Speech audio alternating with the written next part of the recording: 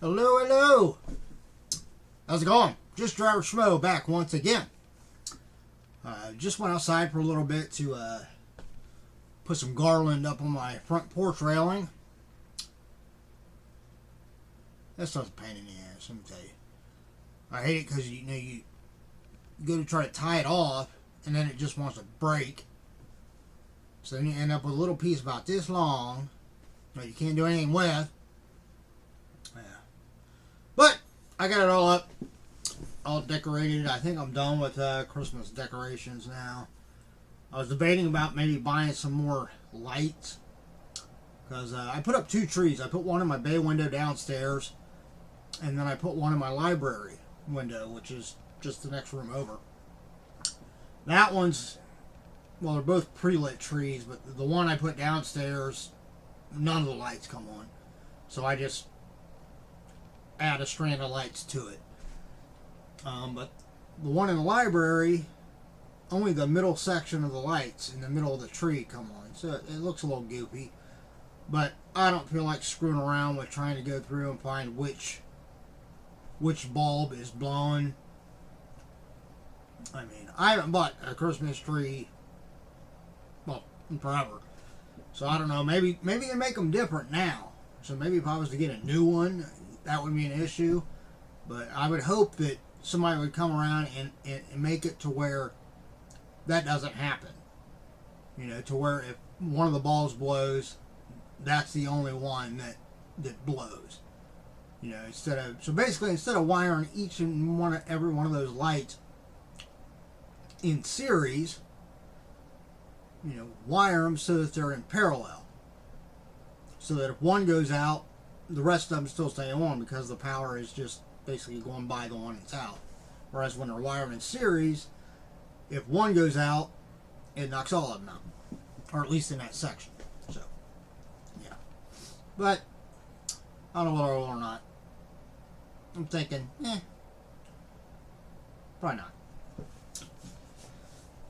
But, we'll see. We'll see. If you come by here, and if you look upstairs and you see the whole thing lit, well, then you know I went and bought some more lights. All right. You know, I was thinking also today that I should get out and clean up like my hostas and some of the stuff around landscaping that's done for the year. But no. I think I'll wait. I'll wait to do that next weekend. All right, let's dive in. We're doing this should be the last. We'll breeze through the last of this Marvel DC Comics, at least in this box, the number 1 box. Pulled out a few good ones, so maybe we'll pull out a few more. But let's just pull out all the rest of them. Should be able to get through these. Not a whole lot left. And then we can move on to the next thing. Alright, first up we have number 6. This is called the Punisher Armory. 32 explosive pages of bone-blasting weaponry, narrated by the quintessential killing machine. So this must be like a kind of like an offshoot type thing where it's basically the Punisher talking about all of the weapons that he uses. That's kind of cool. Has no ads in the comic. Probably keep that one out. Alright, next we've got number 2 of Hulk Gray. So the Gray Hulk.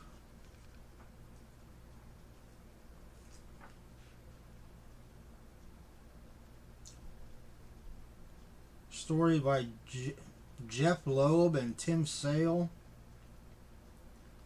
Colors are done by Matt Hollingsworth.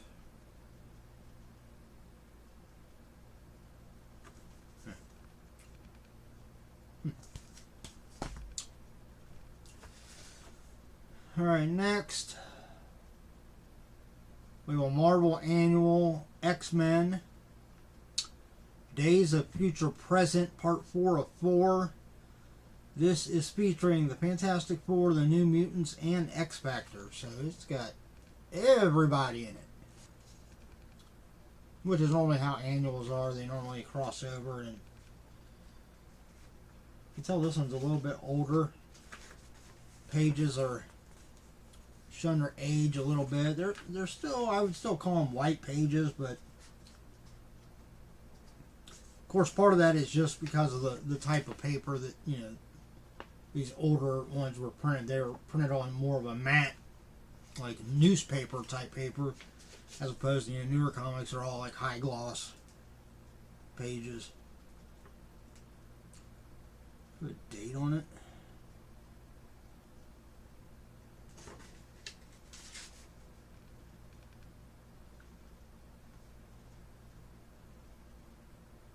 $19.90. So, yeah, I mean, that's 31 years old. And I'd have to say, for being 31 years old, that comic looks pretty good, you know.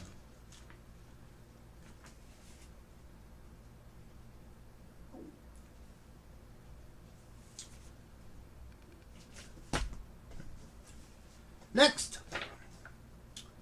we have number 5 of Deathlock. This is the Souls of Cyberfolk, Part 4 of 4. Doombusters, co-starring the X-Men, Fantastic Four, and more. I want to put that annual down with my other ones.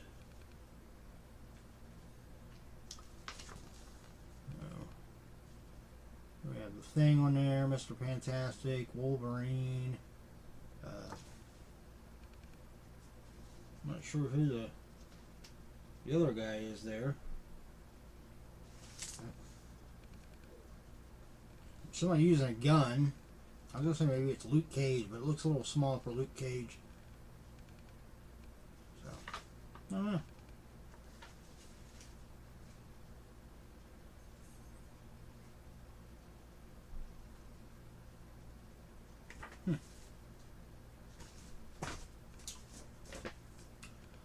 Next, we have from the Marvel Epic. It's part 1 of 5. This is called Trouble.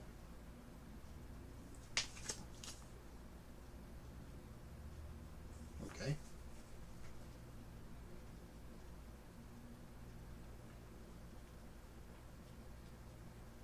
I have no idea what this is. Looks kind of boring. Might not be. Might be really good. I don't know. I'm just saying, just from initial impression, looking at it, it doesn't look like it's got like any like superheroes or action or anything like that in it. It just looks like a more of just like a drama type, maybe. I don't know. Next, we have from DC. This is kind of out of place in a box. DC in the middle of a bunch of Marvel. Their Impact Comics line, number 2 of Crucible. The Final Impact. The Comet Has Risen from the Grave. Cancel Christmas. A lot to take in on that title. This one's got a little bit of a curve here. It need to be maybe pressed out. Kind of flatten it out again. But yeah, I don't know what that is. Next, we have number 95 of the Web of Spider-Man. This is Spirits of Venom Part 1, featuring Venom, Ghost Rider, and Johnny Blaze. Kind of cool cover. It's $1.25 cover price. From 1992. Cover looks pretty good for 1992.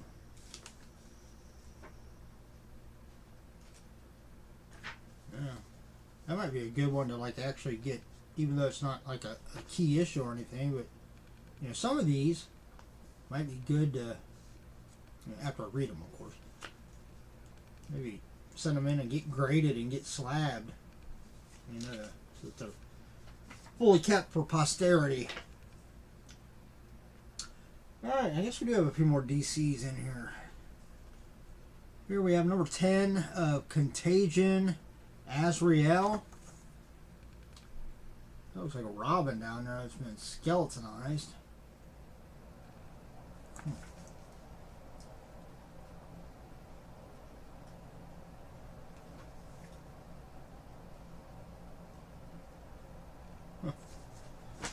Interesting.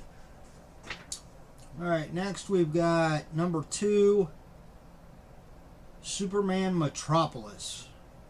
It says Love Springs Eternal.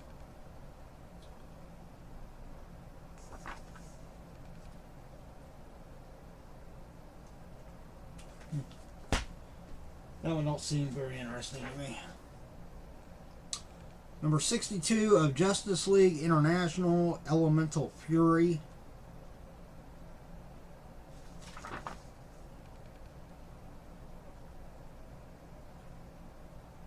don't think that's a key issue or anything. Could be wrong. It's from 1994. Next we have number 494, Batman. This is from the Nightfall line.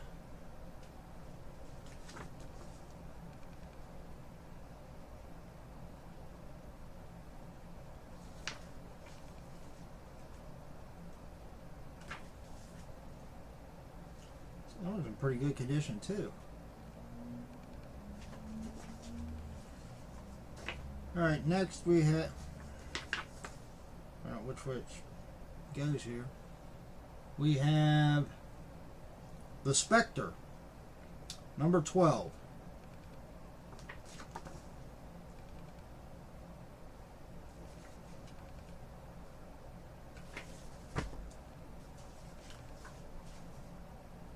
Next we have number 104, The Adventures of Whitlock the Robot Trouble Magnet. Never heard of it.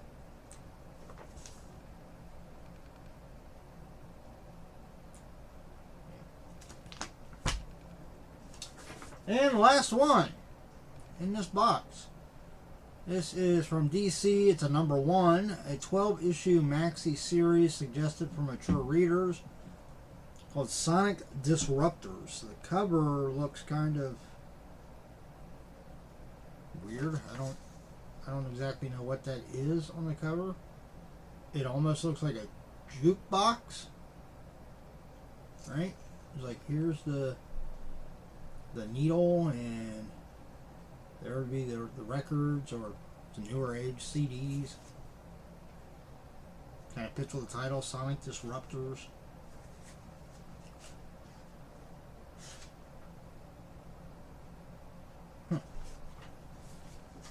Alright, well there you go. That is it. That is the end of that box. That was the number 1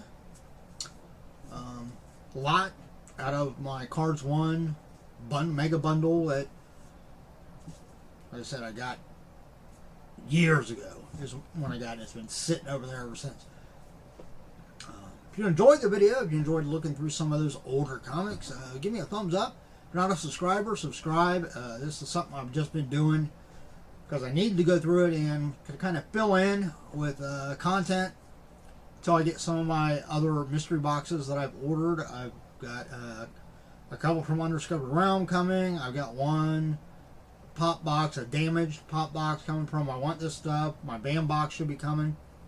I just ordered 2 of the double box Mystery Grails from Mystery Grail. And I think that's all I have ordered right now. I could be wrong, though. I could be wrong. So, until that stuff comes in, I'm going to keep going through all my bundles from Cards 1 that I got many, many years ago. So if you enjoy it, like I said, give me a thumbs up. I greatly appreciate it.